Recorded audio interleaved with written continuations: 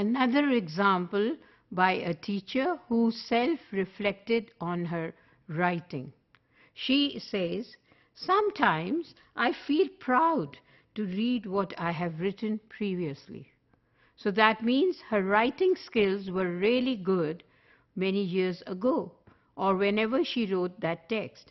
And now that when she looks back at it, she finds that she can write well. She discovers herself.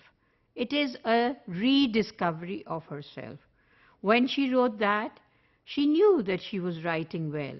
But maybe years later, she just thought she is not a good writer. She can just write in an average way. But then, when she looked back at her writing, she felt very proud. How could have I written such wonderful words and made such a wonderful choice of words and language use?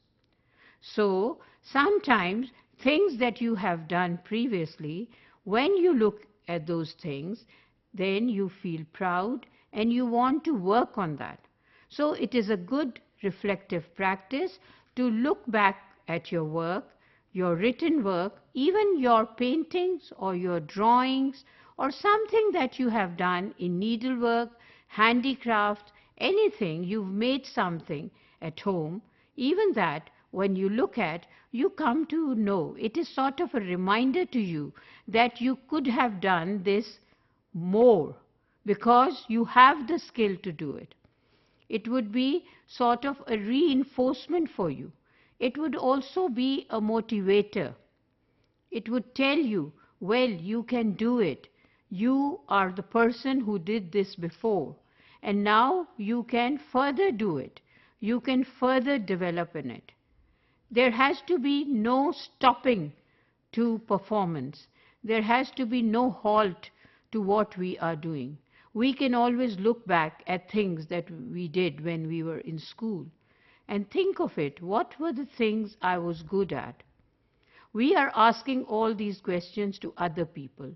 We are asking our students, what are you good at? Why not ask this question to ourselves in the reflective practice way? Ask ourselves, what was I good at when I was in class 5? Oh, well, I was good at speaking in English. I could speak very good English when I was in class 5.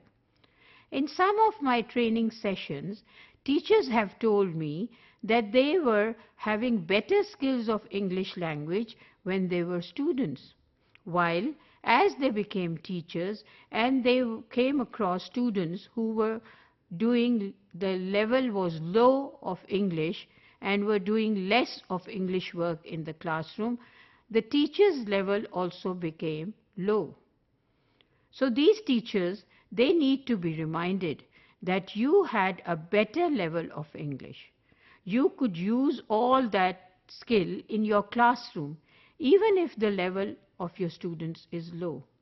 You can always make it better by using better learning skills that you are familiar with. It is not a good thing to come down to the level of the students in the sense that we forget our own capabilities and skills. It is good to come to their level in order to understand their problems and in order to make things simple for them.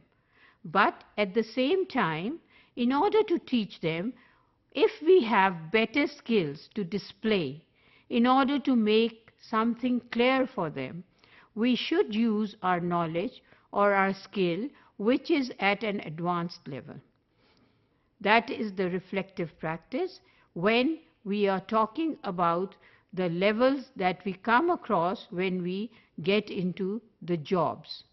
While we are students, we have more opportunities to speak in English, to write English because we are preparing for a certain exam.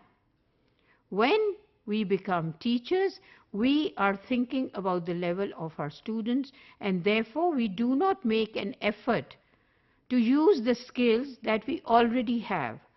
So we should be having a reflective practice session with us and think about the things that we can do very well and apply those to our classroom activities.